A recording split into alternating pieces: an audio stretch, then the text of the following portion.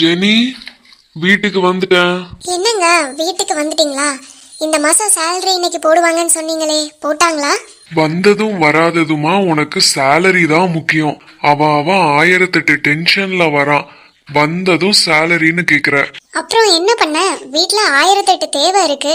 கையில 40,000 வாங்கி என்ன பிரயோஜனம்? செலவு மட்டும் 68,000 ரூபாய்க்கு மேல வருது.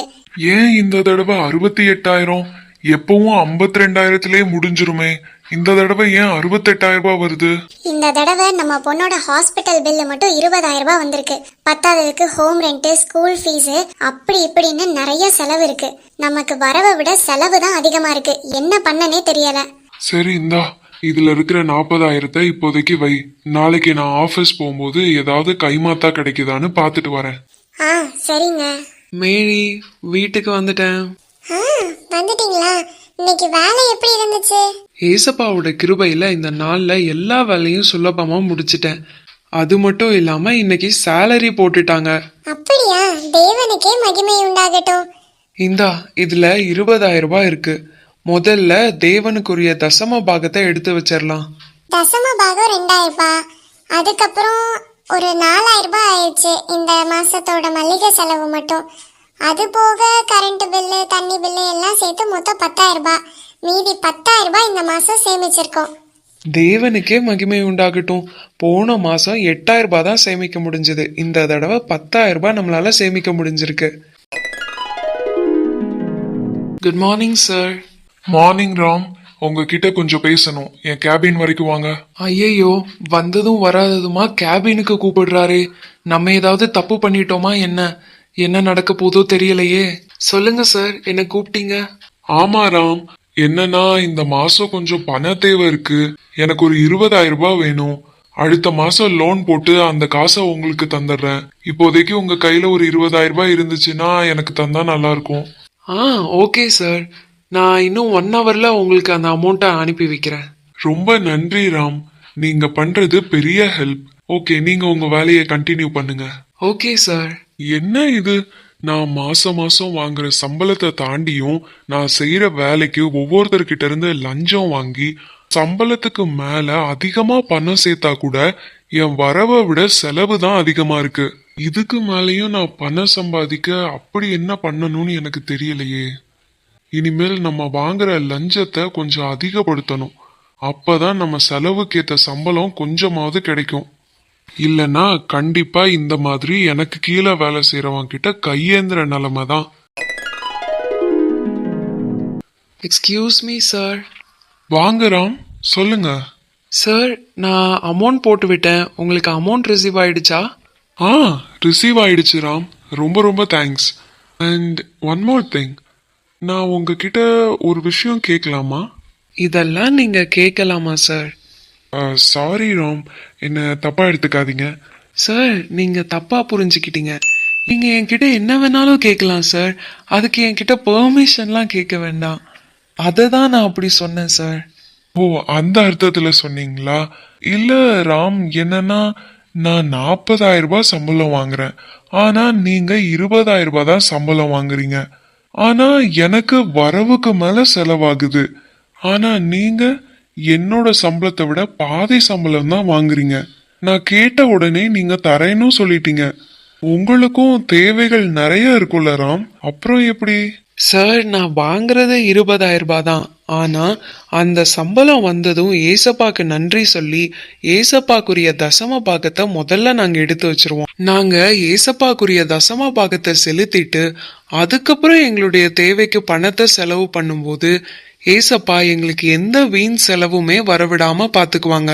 எங்களுக்கு ஒரு ஹாஸ்பிட்டல் செலவு வந்தது கிடையாது. எங்களுடைய பணத்தை எந்த விதத்திலையும் வீண் விரயம் ஆகாம ஏசப்பா மீதமே எடுக்க உதவி செய்வாங்க.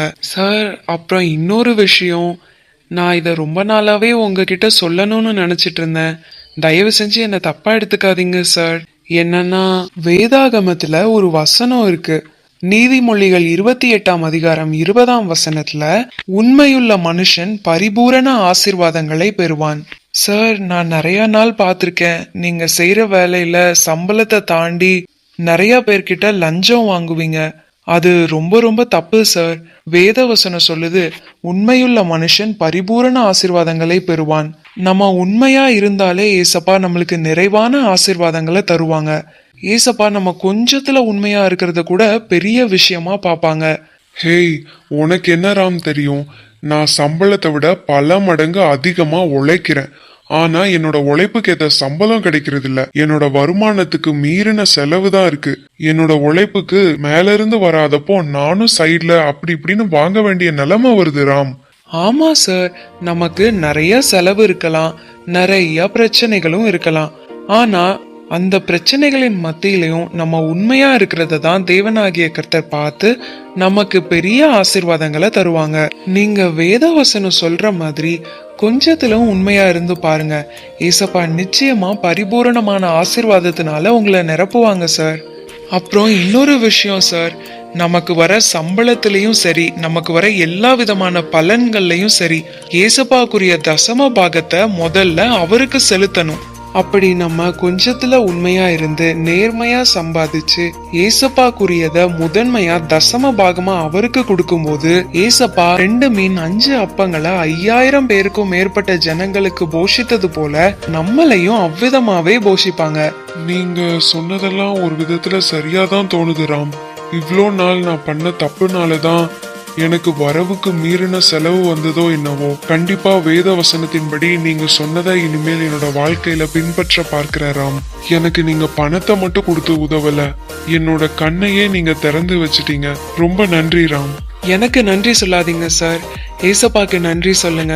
ஏசப்பா நிச்சயமா உங்களை ஆசீர்வதிப்பாங்க. எஸ் குட்டீஸ், என்னோட முதலாளி வாங்குற சம்பளத்தை விட அதிகமா லஞ்சம் தான் வாங்கி பணம் சேர்த்தாரு. ஆனா அவரோட வரவுக்கு மேல செலவு தான் அதிகமா இருந்தது. அது எதனாலன்னு உங்களுக்கு இன்னைக்கு தெரிஞ்சிருக்கும்னு நம்புறேன்.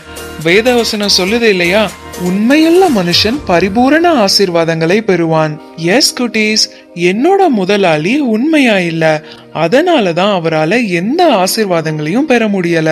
ஆனா நான் நேர்மையான சம்பளத்துல ஏசப்பாக்குரிய தசம பாகத்தை முதல்ல செலுத்தினேன். ஏசப்பா எனக்கு எந்த வீண் விரயமும் இல்லாம எங்களுடைய சம்பளத்தை, எங்களுடைய வரவை மீதம் எடுக்க உதவி செஞ்சாங்க.